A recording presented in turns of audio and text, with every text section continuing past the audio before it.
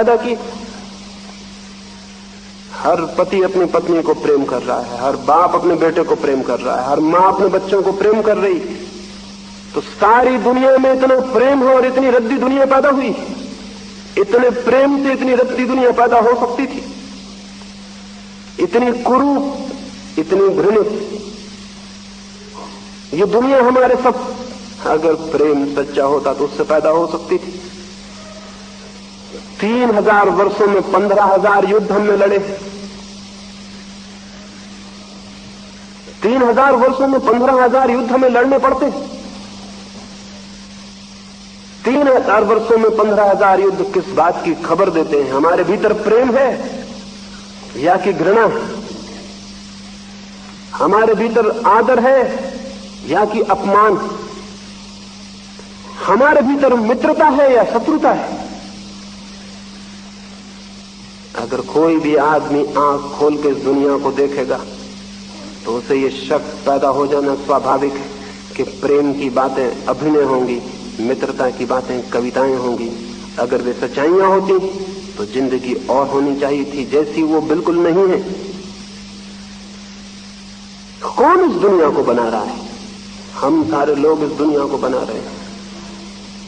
कौन इस समाज का घटक है? हम सारे लोग। और हम सारे लोग तो बहुत प्रेम से भरे हुए लोग।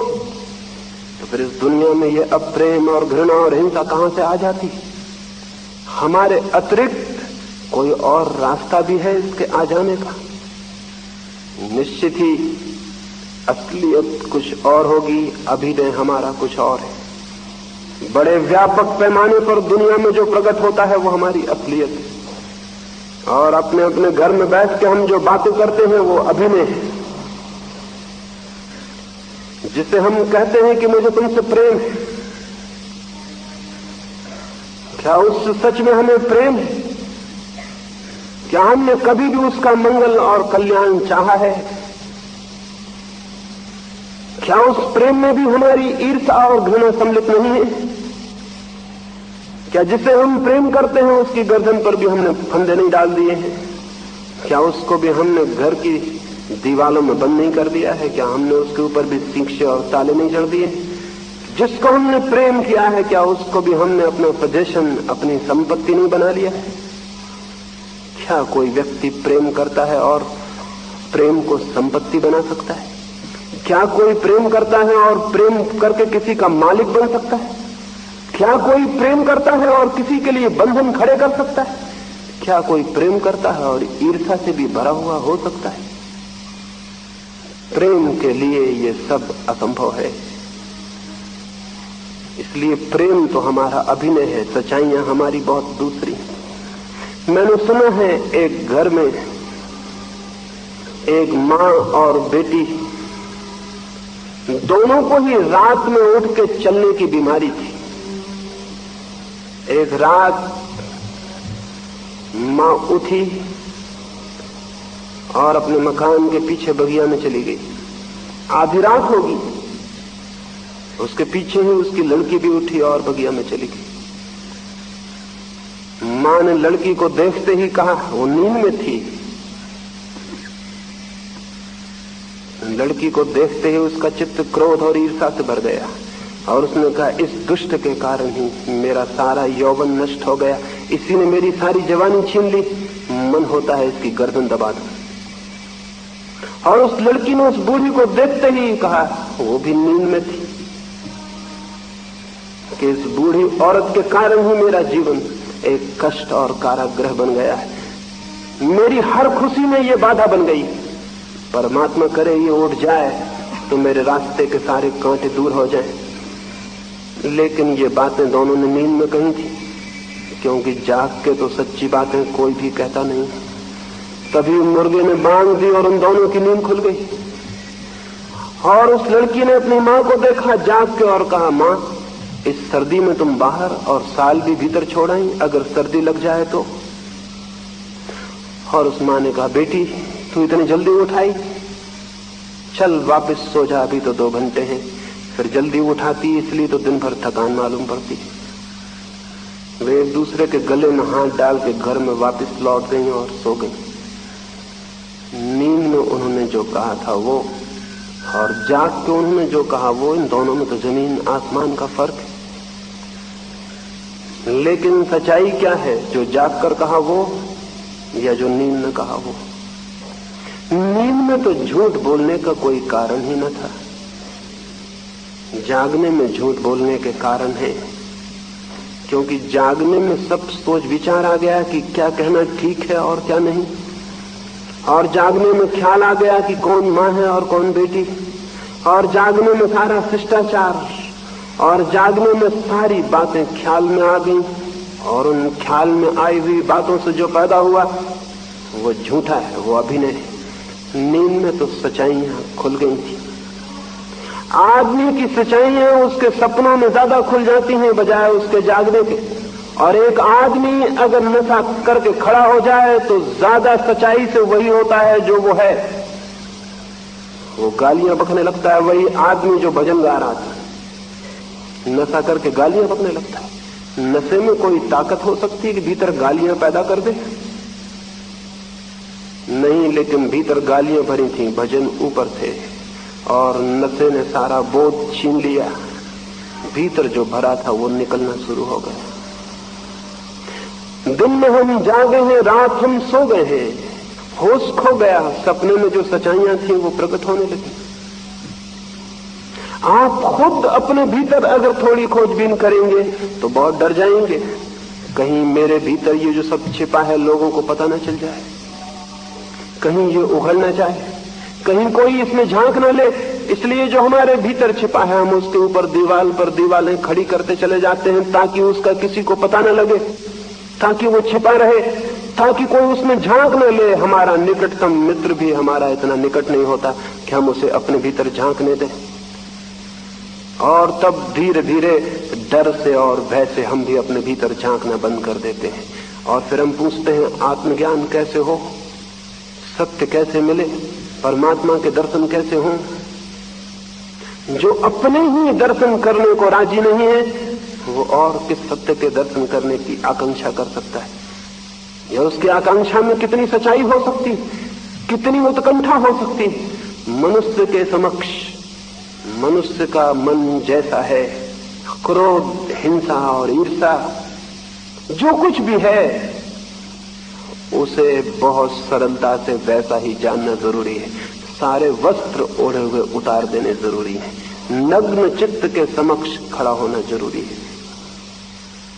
ये तो पहली बात है कि हम अपने से बचना बंद कर दें।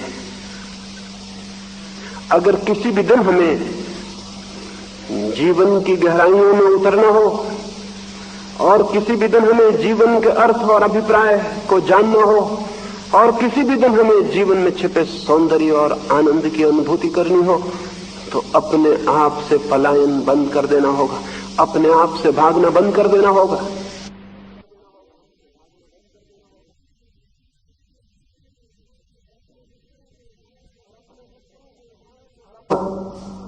और अपने वस्त्रों को उघाड़ के देखना ही पड़ेगा, चाहे ये कितना ही पीड़ादायी हो, चाहे ये कितना ही कष्टप्रद हो, और चाहे कितनी ही सांत्वना हमसे छिन जाए और हमारा संतोष नष्ट हो जाए, लेकिन देखना ही होगा इस बात को। इसे बिना देखे कोई रास्ता सत्य तक न कभी गया है और न जा सकता है।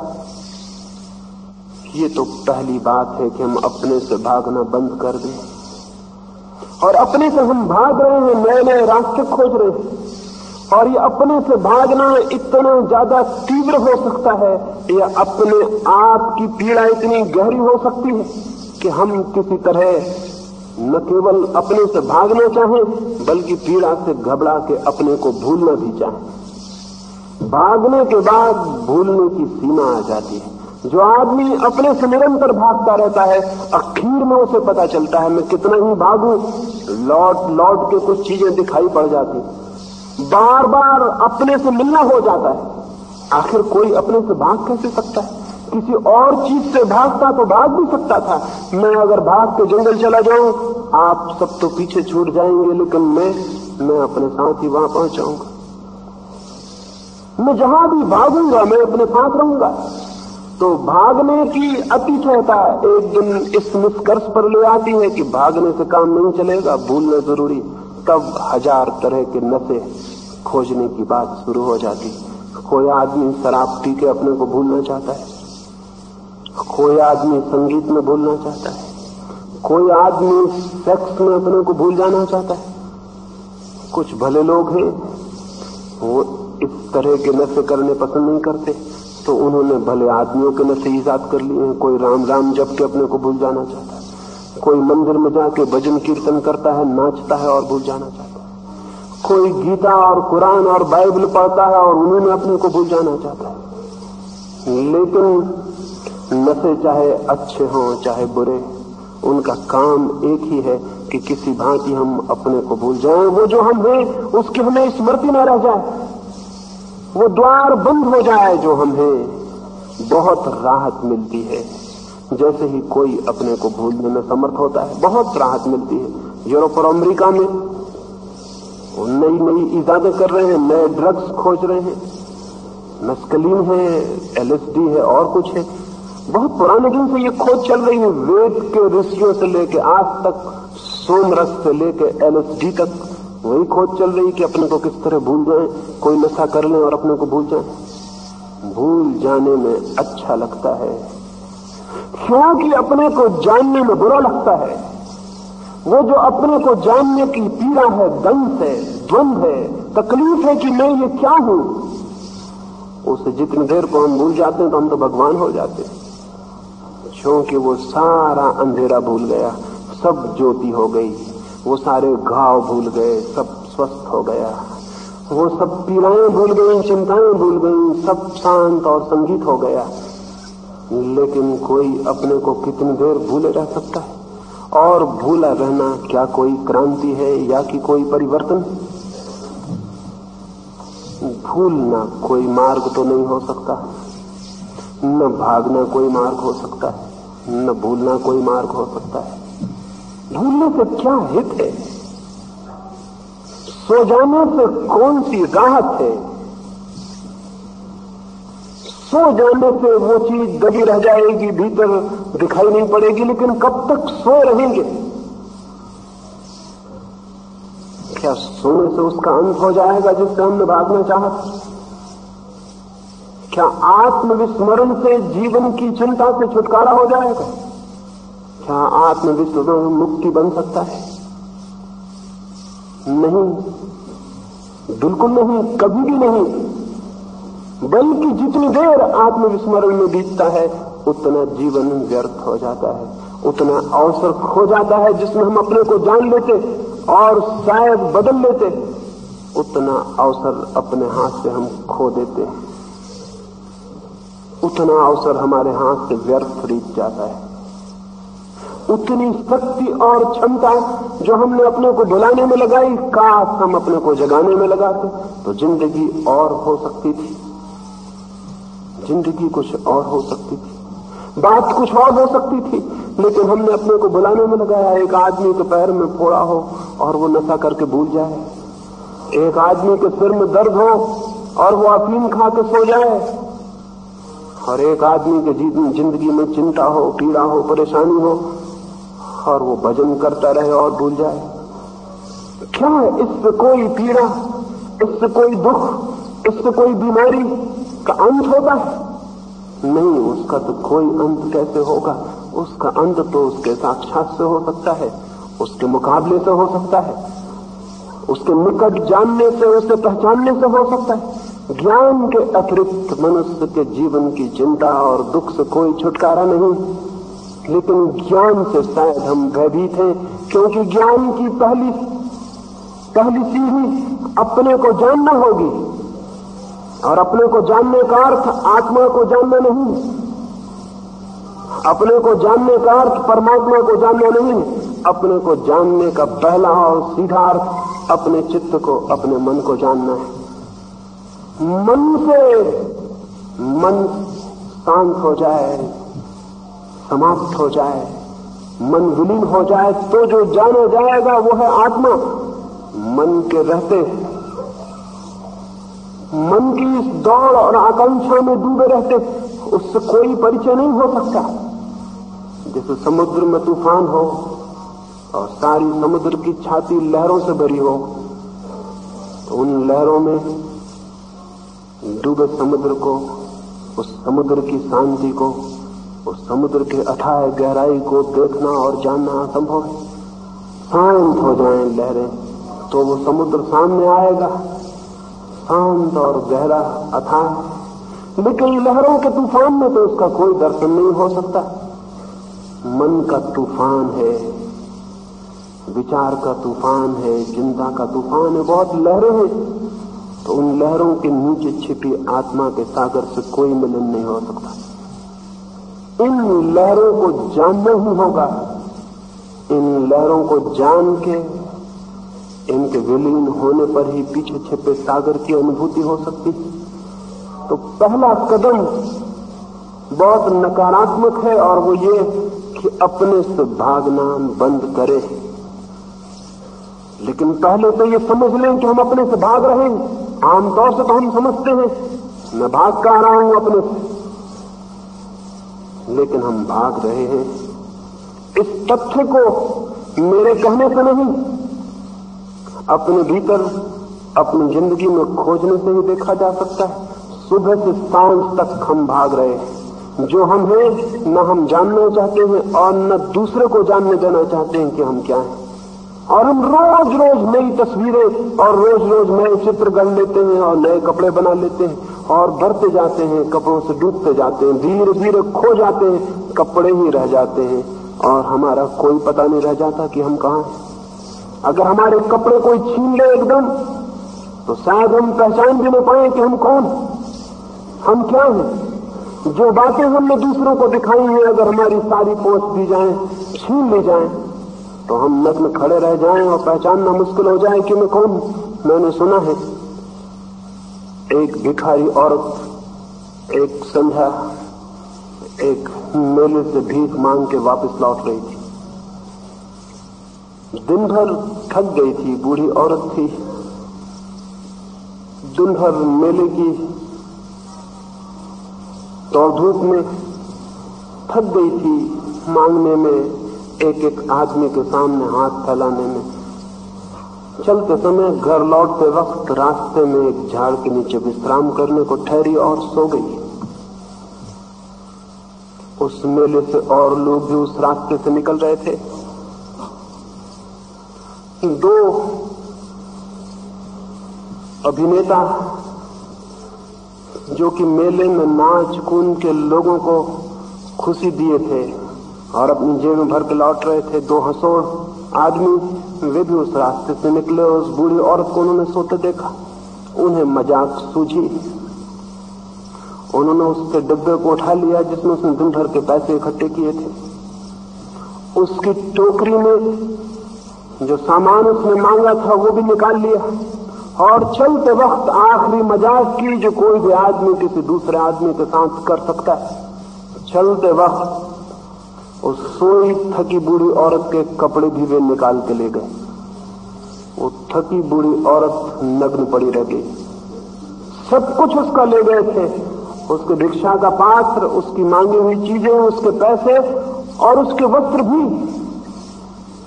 ये बड़ा मजाक था, क्योंकि उसके कपड़े ले गए होते, उसके भिक्षा के सामान ले गए होते तो कोई बात न थी, लेकिन उसके पहने हुए वस्त्र भी।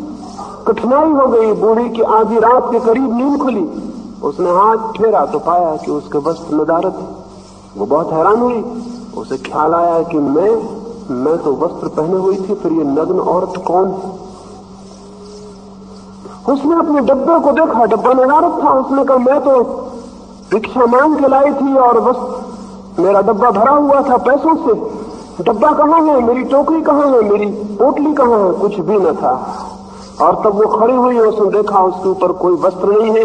उसे बड़ी कठिनाई हो गई पहचानने में कि मैं कौन।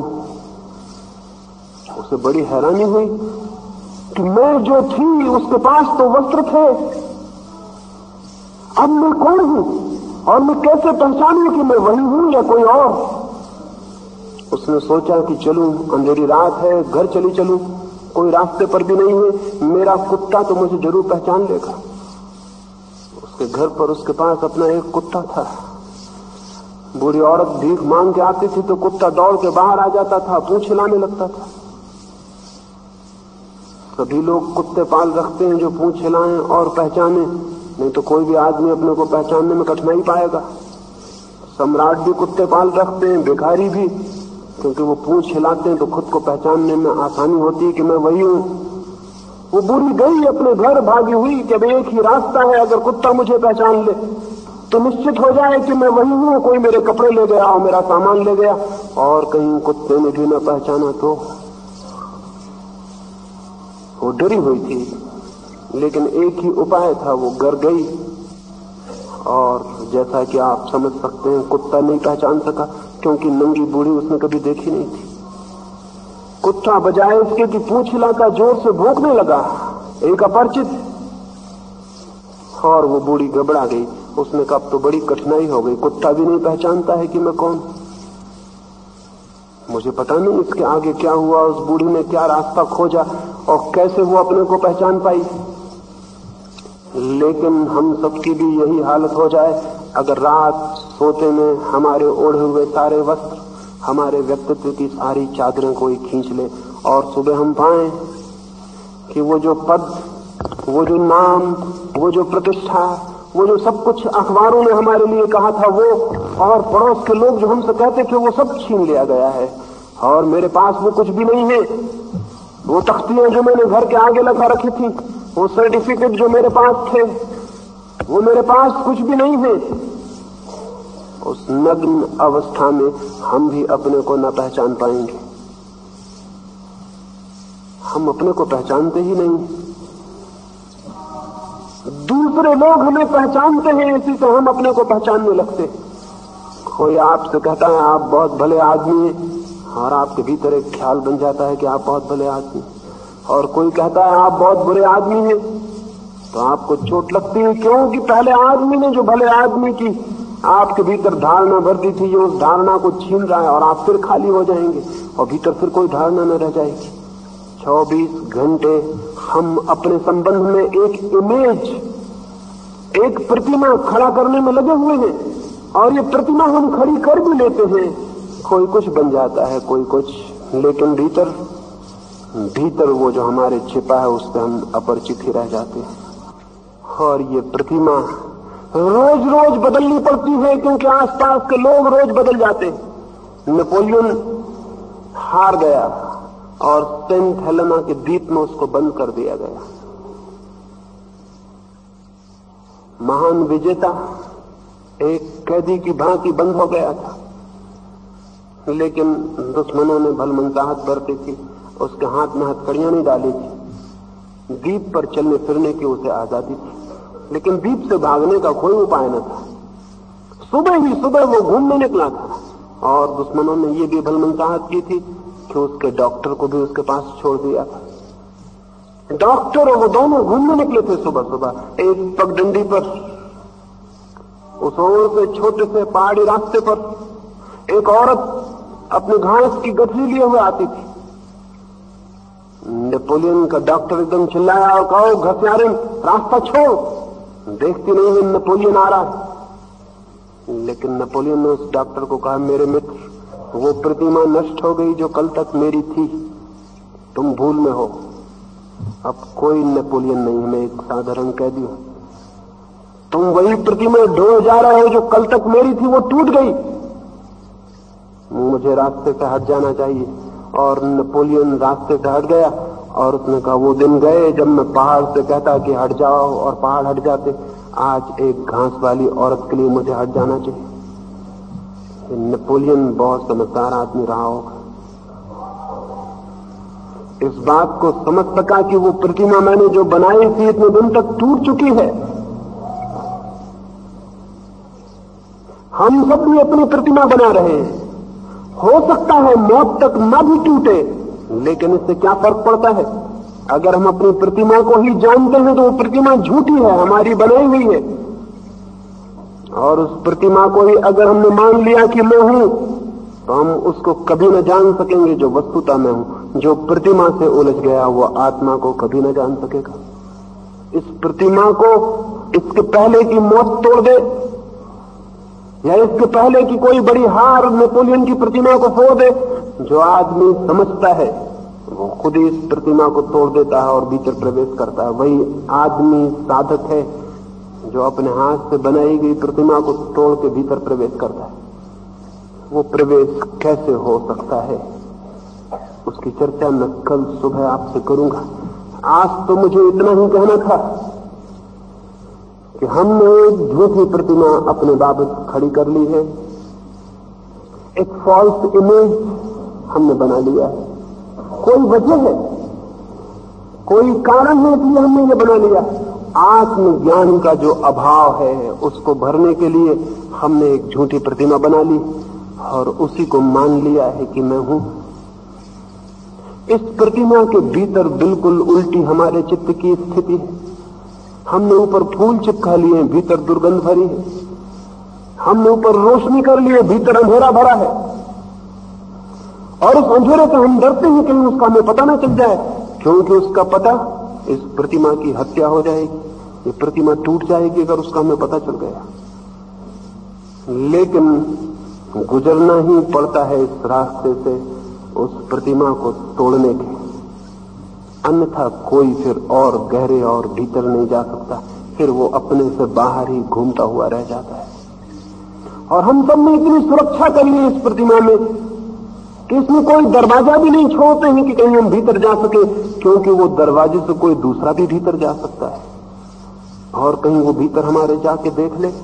तो हमने सब तरह की सिक्योरिटी कर ली है, प्रतिमा को सब तरफ से बंद कर दिया है, अपने चारों तरफ खोल खड़ी कर ली है और उसके भीतर हम बंद हो गए। एक सम्राट ने एक महल बनाया था, उस महल की दूर दूर तक चर्चा हुई और दूर दूर के सम्राट उसे देखने आए।